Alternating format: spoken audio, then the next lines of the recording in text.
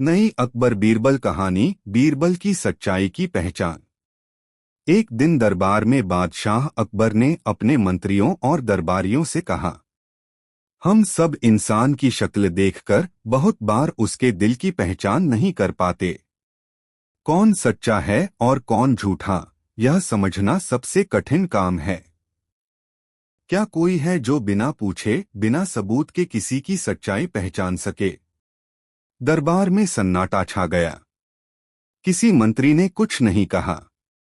तभी अकबर ने मुस्कुराते हुए बीरबल की तरफ देखा और बोले, बीरबल, क्या तुम यह कर सकते हो?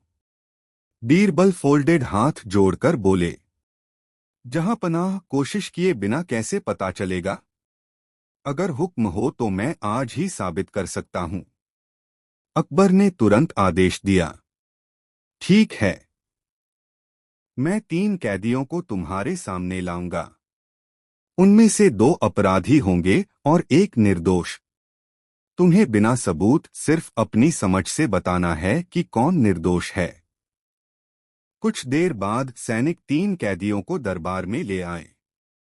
तीनों के चेहरे पर डर और घबराहट साफ दिख रही थी। बीरबल ने तीनों को गौर से देखा। पहले कैदी से पूछा, तुम यहाँ क्यों आए हो? उसने बहुत रोते हुए कहा, हुजूर, मुझे झूठा फंसाया गया है, मैं बिल्कुल बेकसूर हूँ। दूसरे कैदी ने गुस्से में कहा, मैंने कुछ नहीं किया, सब अदालत की गलती है, मुझे छोड़ दीजिए। तीसरे कैदी ने चुपचाप सिर झुका लिया और बोला, जहां पनाह, मुझसे गलती हुई है, सजा जो भी हो मैं भुगतने को तैयार हूं। बीरबल ने तीनों को सुनकर बिना देर किए अकबर से कहा, जहां पनाह, पहला और दूसरा कैदी झूठ बोल रहे हैं, तीसरा कैदी ही असली निर्दोष है। दरबार चौंक गया। अकबर ने कहा, लेकिन तीसरे ने तो अपनी गलती मान ली थी, फिर वह निर्दोष कैसे? बीरबल ने मुस्कुराते हुए उत्तर दिया, जहां पनाह, असली गुनहगार हमेशा अपनी बेगुनाही का ढिंढोरा पीटता है। जो निर्दोष होता है उसका दिल साफ होता है और वह सच्चाई स्वीकारने में नहीं डरता। यह तीसरा कैदी डर और विनम्रता से बोला, यही असली सच्चाई है। अकबर बीरबल की बुद्धिमत्ता देखकर मुस्कुरा उठे और बोले, वाह बीरबल, तुमने फिर साबित कर दिया कि तुम्हारी बुद्धि बेमिसाल है।